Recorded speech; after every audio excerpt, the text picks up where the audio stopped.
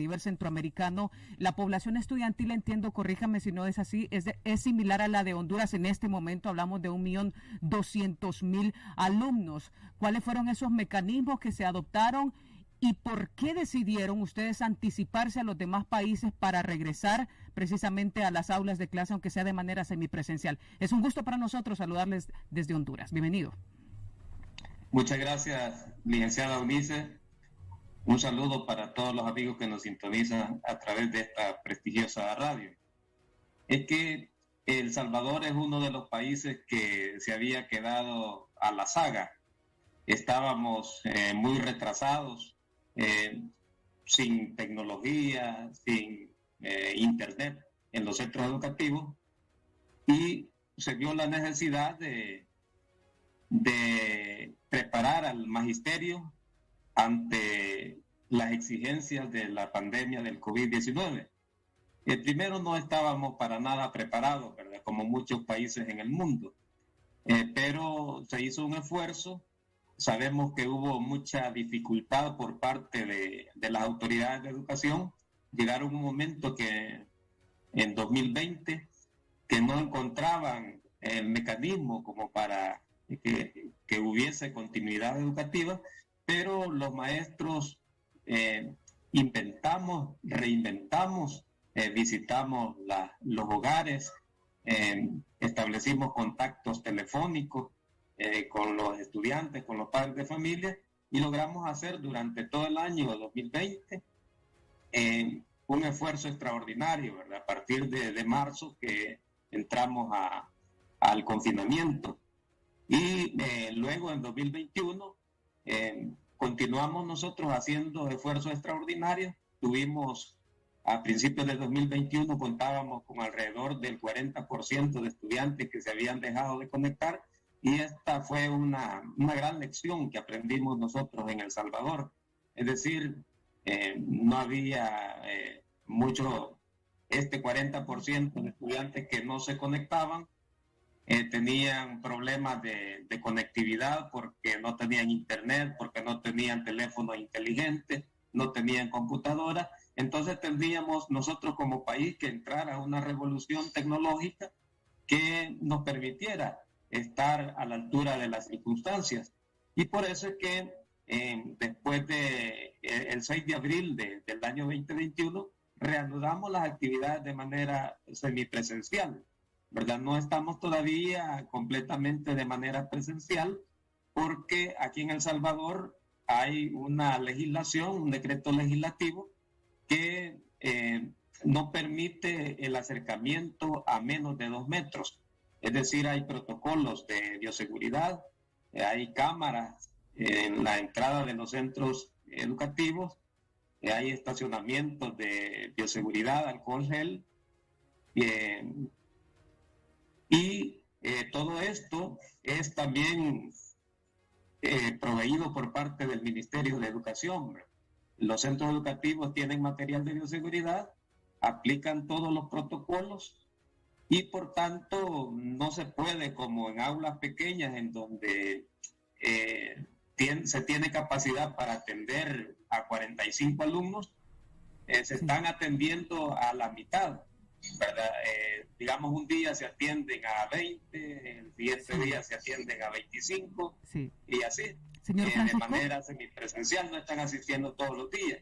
Pero bueno, el gobierno, junto con la comunidad internacional, países que apoyan, ha logrado entregarle computadoras a casi el 100% de maestros. Y también en este momento todavía se están repartiendo computadoras a los estudiantes. Ya se entregó casi 1 millón de computadoras a los estudiantes, que suman alrededor de 1.300.000 en la población estudiantil. Señor Zelada, dígame. Esta es una pregunta que tengo que hacérsela porque, bueno, vamos a ir primero con la cita, Henry, por favor. Quiero que escuchemos, por favor, también con usted, doctor Hernández. Escuchemos qué es lo que tiene que decir la dirigencia magisterial en este momento. Ellos no dicen en su totalidad que no queremos volver, pero hay unos peros por ahí que lo que quieren decir aparentemente es que no, que tenemos que esperar. Escuchemos, por favor, para que después vayamos con la consulta que le quiero hacer. Sin embargo, la normalidad de las clases dependerá del estado de los centros de enseñanza y de las medidas de bioseguridad. Ir a los centros educativos primero a una gran campaña de limpieza o de adaptación, pues, o de adecuación de la infraestructura, por lo menos en el tema básico.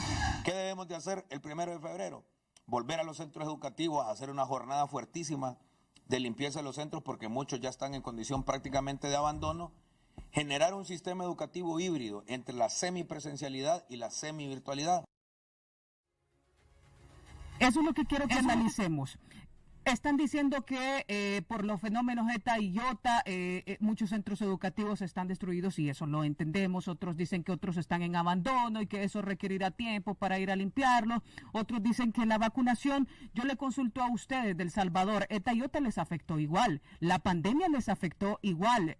Entiendo yo que en El Salvador de alguna manera pues se registraron desastres en algunos centros escolares en una fotografía que veíamos, pero ustedes aún así siguieron adelante. ¿Qué podemos decir en este caso?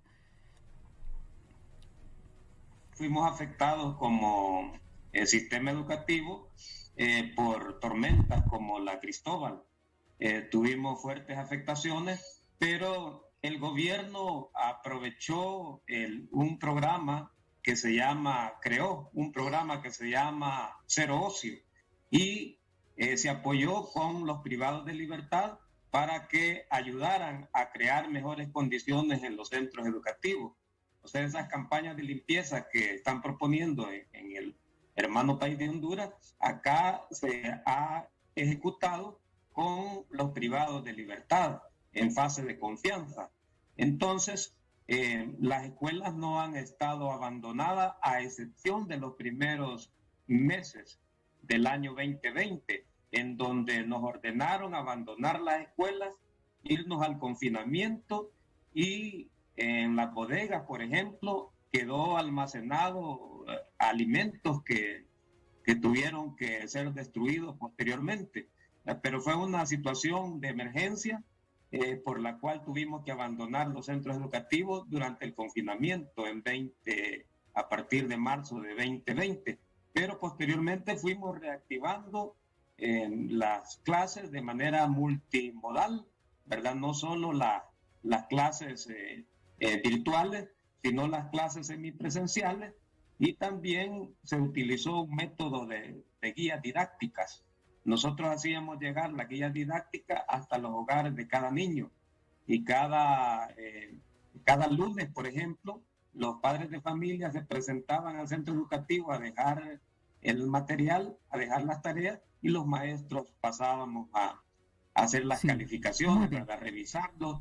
Y también uno de los grandes logros que tuvimos en El Salvador fue el hecho de que el Ministerio de Educación tomara en serio la problemática de la falta de experiencia, de técnica en el manejo de las plataformas virtuales por parte de los docentes, y se trabajó en capacitaciones al 100% de los maestros a través de la plataforma de Google Classroom.